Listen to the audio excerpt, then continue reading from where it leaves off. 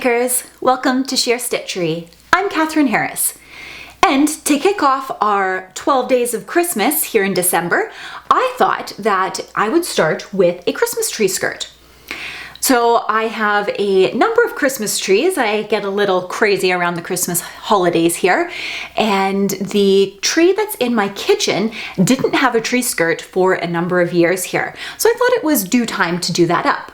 So my kitchen is baby blue and white in a 1950s style, and I thought that this pattern by Critchfield Fairbanks that I found on Blueprint, formerly known as Craftsy, would be perfect to incorporate some of those neutral palettes as well as some blues.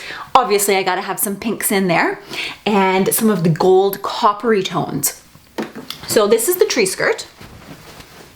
And of course I gotta add extra bling on some of those buttons here.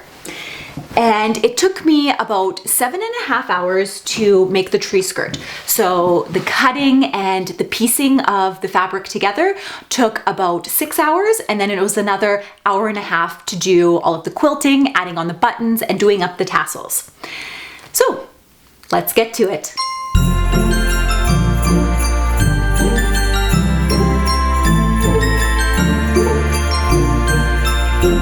So your design and piecing the strips.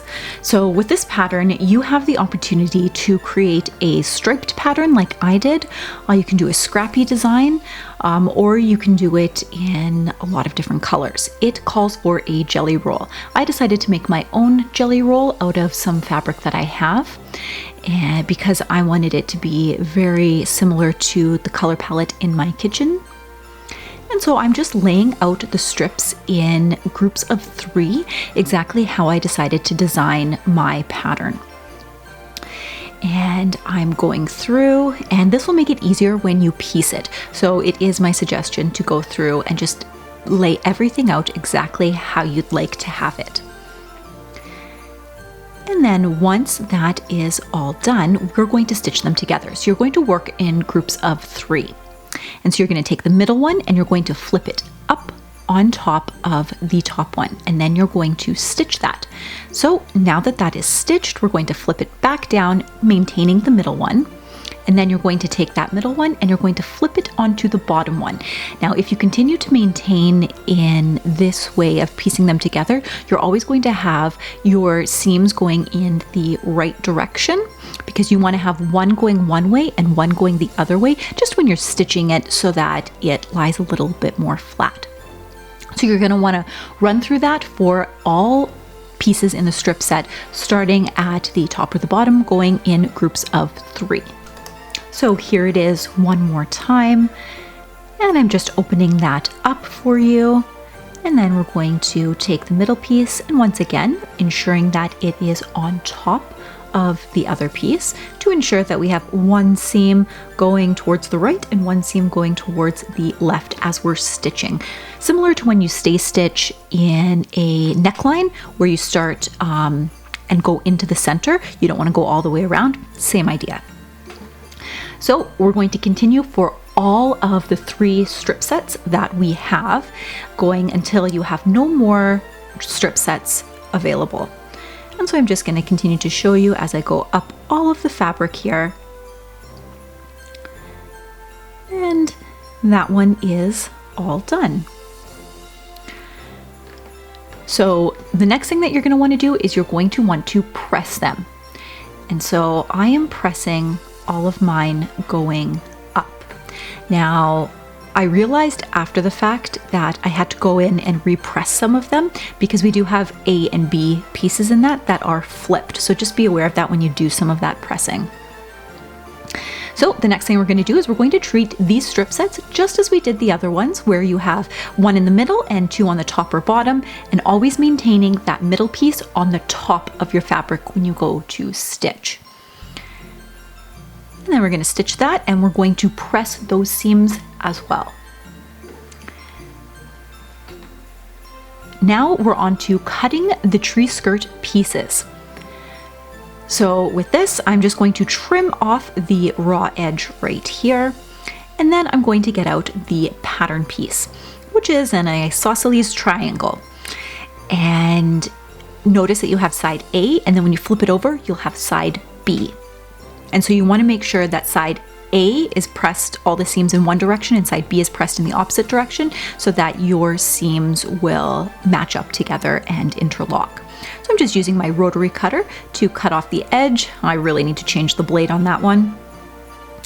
And then I am going to cut our first piece of side A. And so you want to go in and cut your 8 pieces of side A and 8 pieces of side B.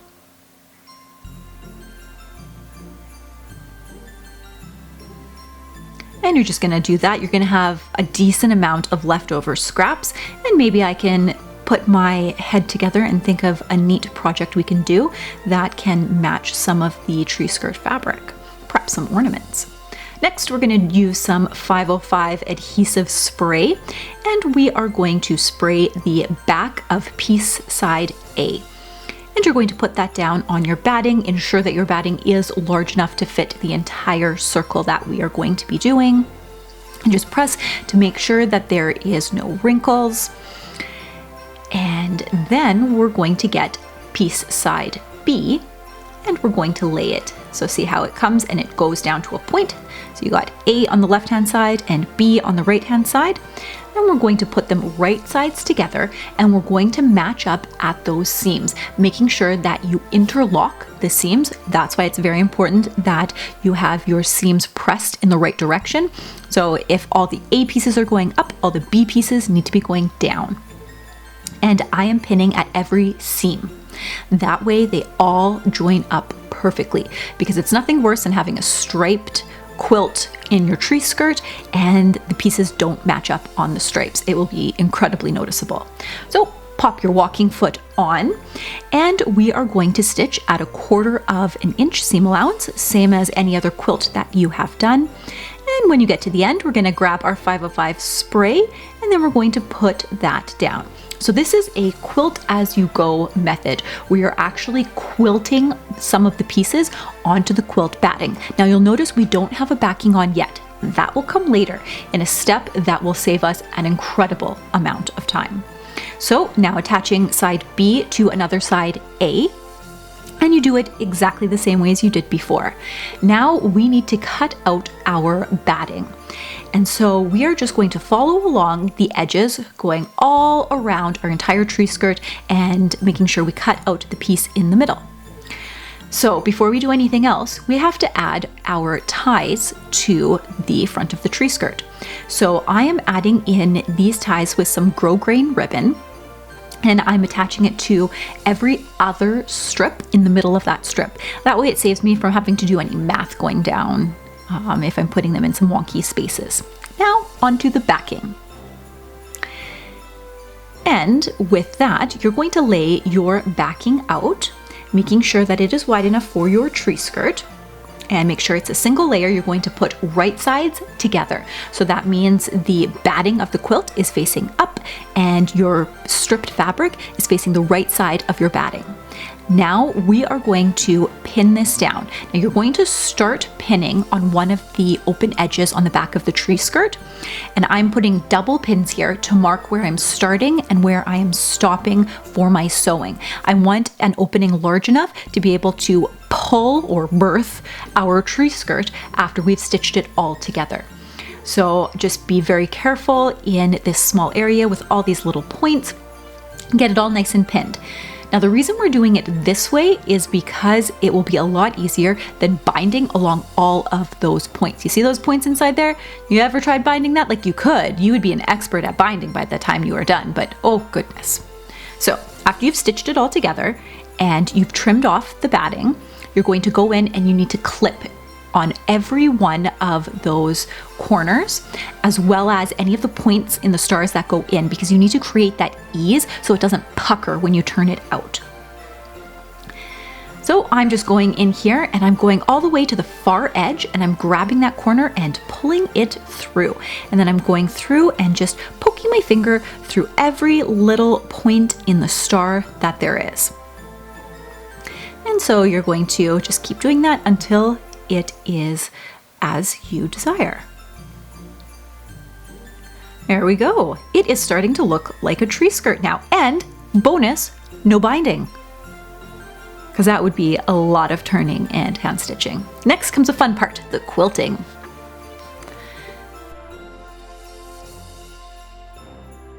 Now, if you haven't seen those before, you can find them in quilting stores or on Amazon, but they are fantastic. Pop on your walking foot again, crucial to have a walking foot, and just go down at 1/4 of an inch along the seam line that you just sewed.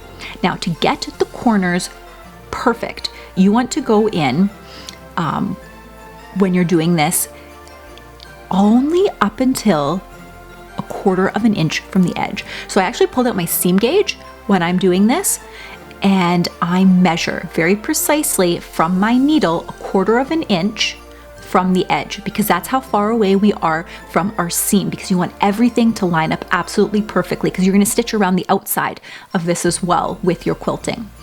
And then you're going to turn it, and you're going to count your stitches. So 1, 2, 3, and then I'm going to check to see, is that enough to get me to the middle? And so I look, and yeah, it got me to the middle, meaning I need 3 more stitches on the other side so that I'm exactly 1/4 of an inch away.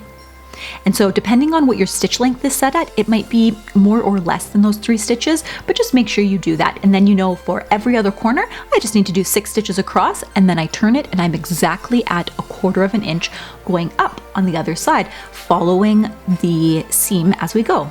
Next is the button closure.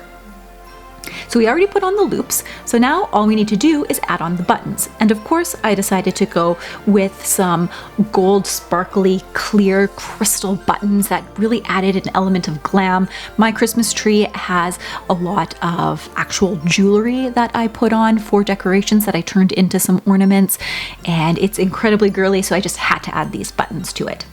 So once that's done, you can loop it over, and that is how your tree skirt closes. And you can see that you have stitched all along all of the edges. And now for the fun part, the tassels.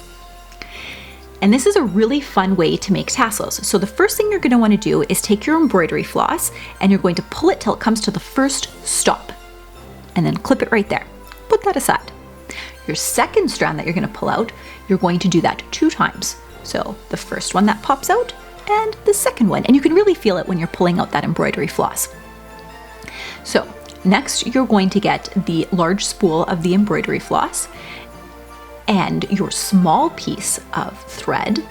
Now, take the whole spool, put it in half, and then you're going to tie the small thread that you just pulled off right in the middle. I like to double check to make sure that it is as close to the middle as I can get, because if you're off, your tassels are going to be a lot shorter than you'd like them to be.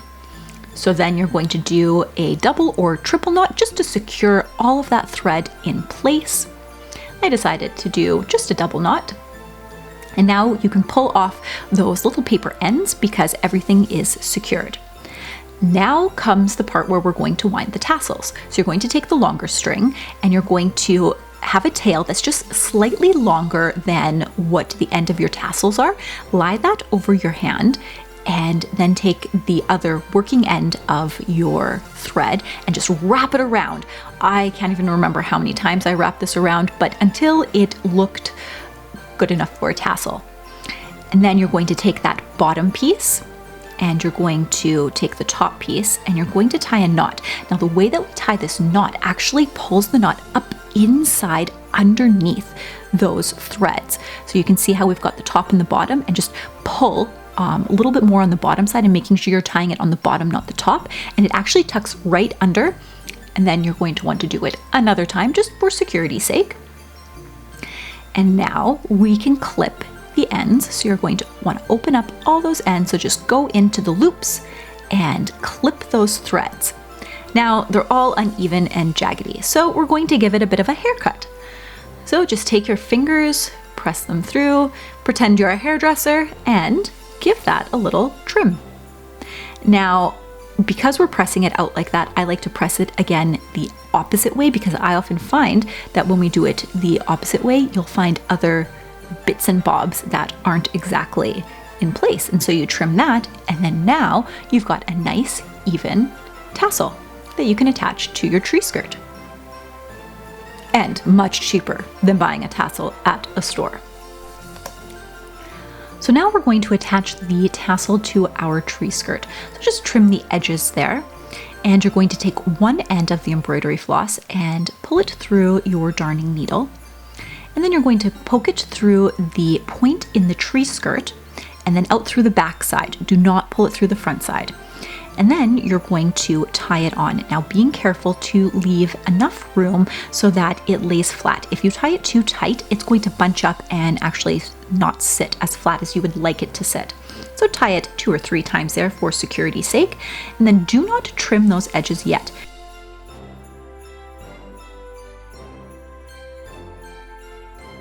So we need to pull those through. So we're going to lace our needle again, and then we're going to poke it through just as we did before with both of the pieces of embroidery floss, pull it through to the back, and then clip those ends. And now you have a beautiful tassel attached. Well, there you have it. A nice quick Christmas tree skirt that you can put together in a weekend. So even with the stress of all of the baking and preparing you have to do this Christmas season, you can still find time to make a nice little quilt for yourself or maybe a gift for a loved one. If you have any questions on this, please leave them in the comment section down below. And I would love it if you would like and subscribe to this video.